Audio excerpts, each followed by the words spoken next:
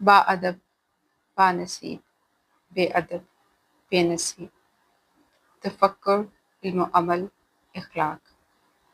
اللہ تعالیٰ قرآن پاک میں فرماتے ہیں علم آدم اسماء کلها، انسان احسن الخالقین اللہ تعالیٰ کی تمام تخلیق کردہ مخلوقات میں سب سے بہتر تخلیق ہے۔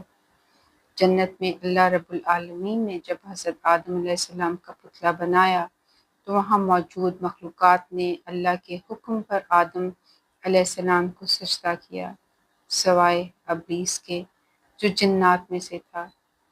حضرت آدم علیہ السلام نے اللہ کے حکم سے وہ علم الاسماء ظاہر کر دیے اور تمام فرشتے سجدے میں جھک گئے۔ وہ علم الاسماء کیا ہیں؟ ان علم الاسماء کو کیسے حاصل کیا جا سکتا ہے؟ ان علم الاسماء کی حقیقت کیا ہے؟ سوالات کی ایک لمبی کڑی شروع ہوتی ہے۔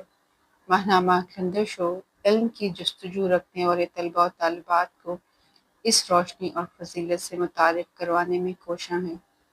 طلباء و طالبات کے علمی، سماجی اور روحانی تشخص کو اجاگر کرنے کے لیے قابل احترام اساتذہ، مفکر، علم دوست انسان اور اولیاء اللہ حضرات و خواتین محنت اور لگن سے اپنے فرائض انجام دے رہے ہیں۔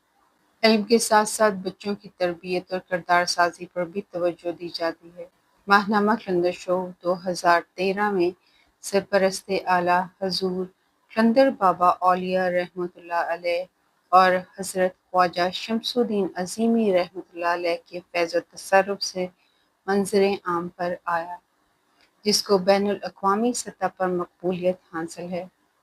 ماہنامہ کلندر شو نے لاکھوں دلسوز طلباء کی پیاس بجھائی ہے۔ سکون زندگی کی سب سے بڑی نعمت ہے اور روح کے عرفان کے بغیر سکون نہیں ملتا۔ بچوں کا ماہنامہ کلندر شو اس کوشش کی ایسی کڑی ہے جو علم الاسماء کو آسان فہم انداز میں بیان کرتا ہے۔ زندگی متحرک ہے۔ آج کی نسل شعوری ارتقاء کے مطابق محبت سے اللہ کا تعارف اور قرب الہی حاصل کر رہی ہے۔ علم توحید کے مطابق ایسی طرز فکر کی آبیاری کا سلسلہ جاری ہے جس سے بچوں میں غور و فکر، تفکر اور اللہ کی عطا کردہ صلاحیتوں کو بیدار کرنے کی مشقیں دلچسپ طریقے سے ترتیب دی گئی ہیں۔ محمد صلی اللہ علیہ وآلہ وسلم کی سنت مراقبہ کی مشق، سانس کی مختلف مشقوں اور تفکر طلب کہانیوں کا سلسلہ جاری و ساری ہے۔ مضامین کے گلدستے میں ابا آدم اماں حوا کے بچوں کی ڈاک، ڈرائنگ اسکول اور اولو الالباب بچے قابل ستائش مضامین ہیں۔ قصص الانبیاء، موجودہ اور گزشتہ سائنسدانوں کے تجربات قرآن میں موجود علم کی روشنی میں منظر عام پر لائے گئے ہیں۔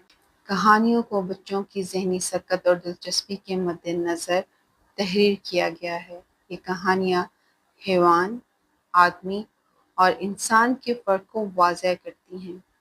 قرآن میں موجود تخلیقی فارمولوں اور اسرار و رموز کی علمی حقیقت آسان الفاظ میں بیان و تحریر کی گئی ہے۔ کائنات اللہ تعالیٰ کا باغ ہے اور بچے اس باغ کے پھول ہیں۔ کائناتی باغ میں ہر شے اللہ کی نشانی ہے۔ جو بچے اللہ کی نشانیوں پر غور کرتے ہیں وہ اولو الالباب بن جاتے ہیں۔ کیا آپ کو معلوم ہے اولو الالباب کون ہیں؟ سوچئے اور جانیے۔ آپ کا دوست کلندر شو۔